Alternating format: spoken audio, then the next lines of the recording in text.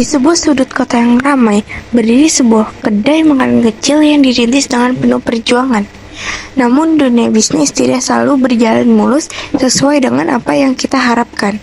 Tanpa mereka duga sebelumnya, sebuah persaingan yang tidak sehat akan segera menguji ketahanan bisnis kedai makanan mereka. Hari ini kedai kita rame banget ya dari biasanya. Kayaknya kita udah mulai punya pelanggan setia. Betul sekali Alifa, kalau secara terus menerus begini, kita bisa membangun cabang baru. Amin. Sebelum itu kita juga harus memastikan bahwa bahan makanan kita untuk esok hari tercukupi nih. Untuk bahan makanan yang mulai menipis, nanti aku akan membelinya esok hari di pasar. Nama banyak alat berat di sana, di lahan kosong itu. Bukannya lahan diri segala maksudnya. Terus kenapa tanah di lahan itu mulai digali sama para pekerja konstruksi?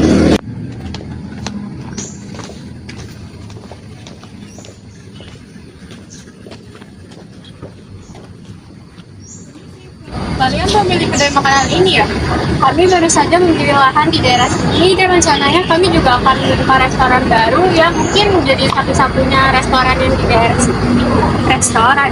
Jenis makanan apa yang akan kalian jual di restoran yang akan kalian dirikan nanti? Kebetulan menu yang dijual sih sama kayak yang kalian jual. Hampir sama. Iya, untuk harganya tentunya lebih murah. Maksudnya kalian pengen buka bisnis yang sama dengan bisnis kami, yang posisinya persis di sebelah restoran kami dengan harga yang jauh lebih murah. Bukan bisnis, tapi terinspirasi, beda ya. Hari ini kita cuma datang 3 orang pelanggan saja. Itu pun 2 diantaranya buat beli air mineral. Omset kita sudah menurun lebih dari 90%. Hanya dalam waktu 3 minggu. Kalau kita terus menerus begini, kita bisa gulung tikar. Jadi kita harus gimana? Gimana caranya kita melawan pengusaha tersebut? Mustahil banget. Aku tahu cara ngelawan usaha itu. Gimana kalau kita pesan makanan dalam jumlah besar, setelah itu kita cancel? Itu sih seru ya. Cuman menurut aku itu nggak bikin mereka rugi doang. Gimana kalau kita bikin penilaian buruk di media sosial restoran mereka? Itu bukan cara yang benar, bisa Salman. Gimana kalau ketahuan? Bukannya malah menimbulkan permasalahan baru nantinya. Tapi mereka juga nggak adil sama kita, Alifa. Itu juga nggak bakal membuat mereka rugi kok.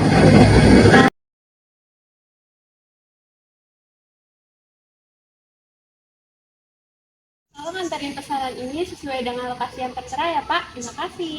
Baik Bu, saya akan mengantarkan pesanan makanan ini ke lokasi yang tertera dengan penuh tanggung jawab. Permisi. Permisi, saya kurir dari aplikasi pemesanan makanan. Mohon maaf Pak, rumah ini sudah lama kosong. Oh, gitu ya Pak? Rumah ini udah nggak ada yang nempatin. Tapi saya udah pemesan makanan ini. Kayaknya ada yang nggak beres. Apalagi pemesan di telepon nomornya nggak aktif. Aku harus ngasih tahu pihak restoran terkait adanya hal ini. Permisi Bu, mohon maaf sebelumnya. Tadi saya sudah ke lokasi pemesan, namun ternyata rumah pemesan sudah lama tidak dihuni atau kosong. Saya diberitahu oleh tetangga yang ada di sekitar rumah tersebut. Pemesan juga saya hubungi, melalui nomor teleponnya, namun tidak aktif. Jadi bagaimana ya Bu? Ya udah, makanan ini untuk kamu aja, biar masalah ini diatur oleh pegawai kami. Terima kasih ya Pak atas informasinya. Oh, sama-sama Bu, dan saya juga terima kasih kembali. Saya izin pamit ya Bu, permisi.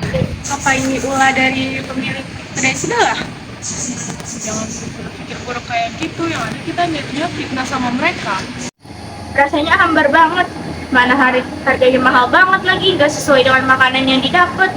Makanan yang disajikan juga kayak makanan kemarin. Kadang kalau pesan lewat aplikasi malah udah basi. Lebih baik makan mie instan saja di rumah. Udah enak, murah lagi.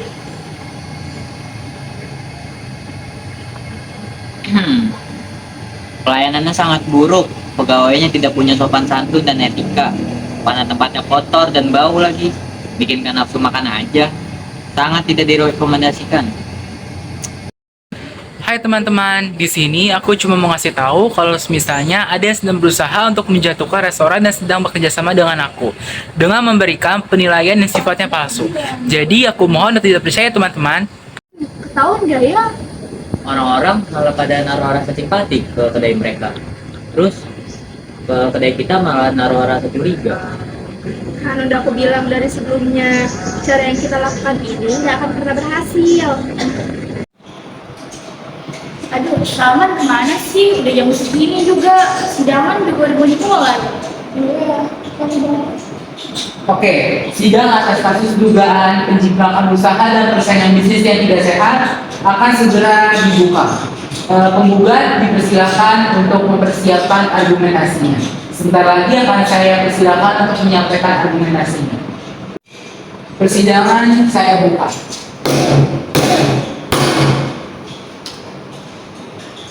oke baik. Ya baik ya. Kita membangun bisnis ini dari nol dengan penuh perjuangan. Telah banyak biaya yang kami keluarkan untuk membangun bisnis ini. Tidak hanya biaya, melainkan waktu yang berharga juga telah kami keluarkan untuk membangun bisnis ini. Rintangan demi rintangan telah kami lewati dengan tegar. Namun, restoran yang tergugat didirikan dengan lokasi yang persis di sebelah kedai kami. Menu yang dijual juga sangat mirip dengan menu yang kedai kami jual. Bahkan, nama restorannya pun juga sangat mirip dengan kedai kami. Ditambah, mereka juga menjual menunya dengan harga yang jauh lebih murah, menyebabkan bisnis kami berada di titik kebangkrutan.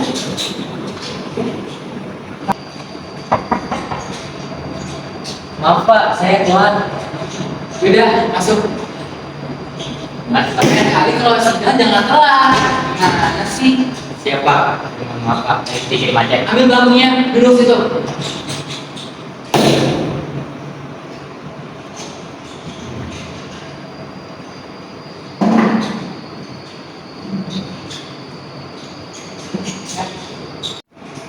Kami mempunyai bukti bahwa bisnis kami dulu mendapatkan izin resmi bagi mereka yang mendapatkan izin resmi setelah membuka.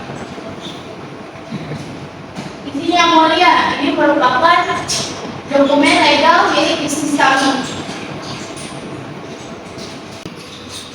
Baik tergugat, bagaimana pendapat kalian atas argumentasi yang telah diberikan oleh penggugat? Izin yang mulia. Restoran kami hanya terinspirasi dari kedai mereka, bukannya menjiplak. Lagi pula kita telah memberitahu mereka sejak sebelum pembangunannya selesai. Izin menambahkan yang mulia, bukannya di dunia bisnis siapapun bisa menjual jenis makanan yang sama. Dengan ini, saya nyatakan bahwa penggugat menang dalam kasus ini. Oleh karenanya, tergugat harus mengganti nama dan juga mengubah ide konsep restoran serta membayar sejumlah kompensasi dengan maksimal waktu paling lama 3 bulan sejak pernyataan ini saya keluarkan kepada penggugat. Mereka pun damai di persidangan. Jadi tujuan kami datang ke sini untuk mohon maaf atas apa yang telah kami lakukan sebelumnya. Seharusnya kita lebih berinovasi dalam membuat menu dan juga nama restoran kami. Oh iya, kami juga mempunyai penawaran menarik untuk kalian.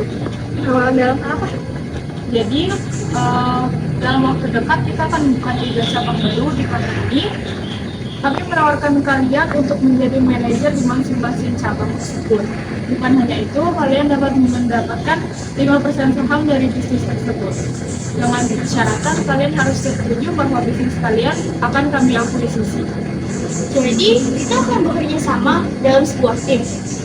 Kurang lebih seperti itu. Daripada kita terus bersaing dan menjatuhkan satu sama lain, lebih baik kita bersatu dan membangun sesuatu yang lebih besar secara bersama-sama.